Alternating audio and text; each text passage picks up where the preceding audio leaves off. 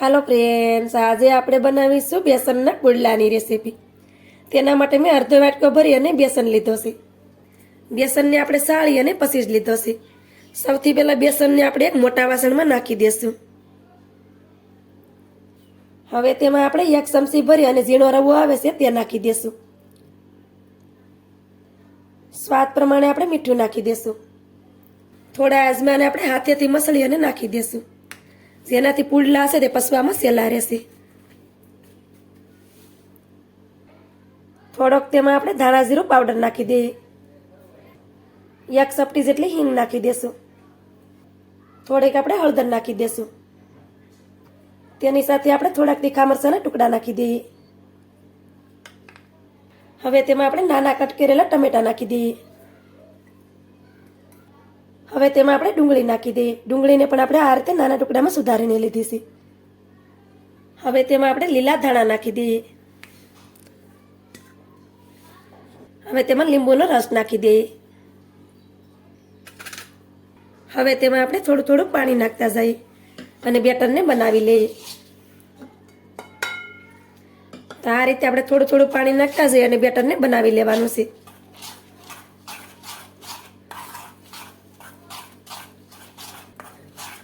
વધારે પાણી આપણે એક સાથે નહીં નાખવાનું, નકર બેટર છે તે વધારે પડતું પતલું થઈ જશે।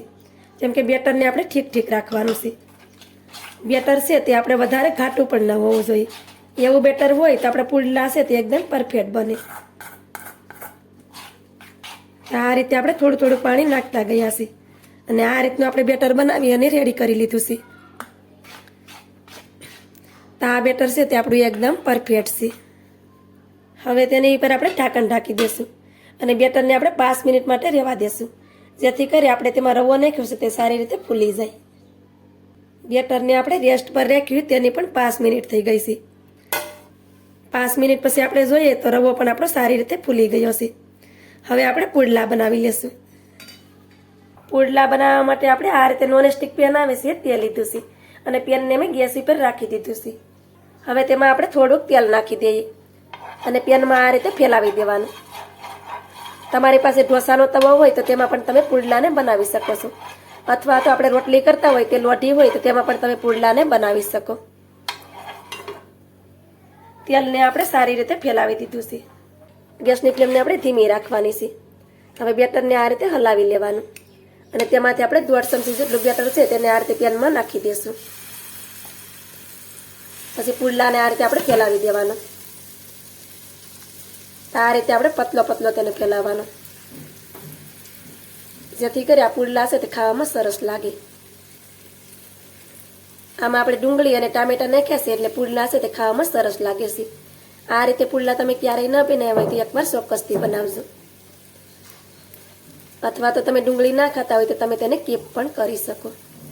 તો આ રીતે આપણે પુડલાને ફેલાવી દીધો છે। હવે આપણે પુડલાને એક સાઈડમાં થોડી વાર માટે સડવા દઈએ। થોડી જ વારમાં પુડલાને તમે જોઈ શકો છો કે પુડલો છે તે આ રીતે ઉપરથી ડ્રાય થઈ ગયો છે। હવે પુડલાને આપણે બીજી સાઈડમાં પલટાવી દઈએ। તો આ રીતે પુડલો છે તે આસાનીથી પલટી જશે। તો પુડલાને તમે જોઈ શકો છો કે એક સાઈડમાં તે સારી રીતે સડી ગયો છે। પુડલાની સાઈઝ છે તે તમારા પ્રમાણે તમે નાના કે મોટા પણ કરી શકો। હવે આપણે કિનારથી આ રીતે થોડું તેલ નાખી દેવાનું। હવે પુડલાને આપણે બીજી સાઈડમાં પણ 1 મિનિટ જેવું સડવા દઈએ, જેથી કરી પુડલો આપણો સારી રીતે સડી જાય। પુડલાને આપણે બીજી સાઈડમાં પણ ધીમા ગેસ ઉપર 1 મિનિટ જેવું સડવા દીધું છે। હવે પુડલાને આપણે શેક કરી લેશું। તો પુડલાને તમે 1 મિનિટ પછી જોઈ શકો છો કે પુડલો આપણો સરસ રીતે સડી ગયો છે અને બિલકુલ પણ કાચો નથી। આ રીતે પુડલો સડી જાય પછી તેને કાઢી લેવાનો। હવે આ પુડલાને આપણે એક થાળીમાં કાઢી લેશું અને આ જ રીતે આપણે બીજા પુડલાને પણ બનાવી અને રેડી કરી લેશું। આ રીતે આપણે પુડલાને બનાવી અને રેડી કરી લીધા છે। પુડલાને તમે જોઈ શકો છો કે પુડલા છે તે આપણે એકદમ પતલા બન્યા છે। આ રીતે પુડલા તમે પણ ચોક્કસથી બનાવજો, ખાવામાં તો ખૂબ જ ટેસ્ટી લાગે છે। તમારી આજની રેસીપી તમને સારી લાગી હોય તો લાઈક કરી કોમેન્ટ કરી દેજો। ચેનલ પર નવા હોય તો ચેનલને સબસ્ક્રાઈબ કરવાનું ભૂલતા નહીં। તો મળીએ એક આવી જ નવી રેસીપીની સાથે। ત્યાં સુધી બધાને જય માતાજી।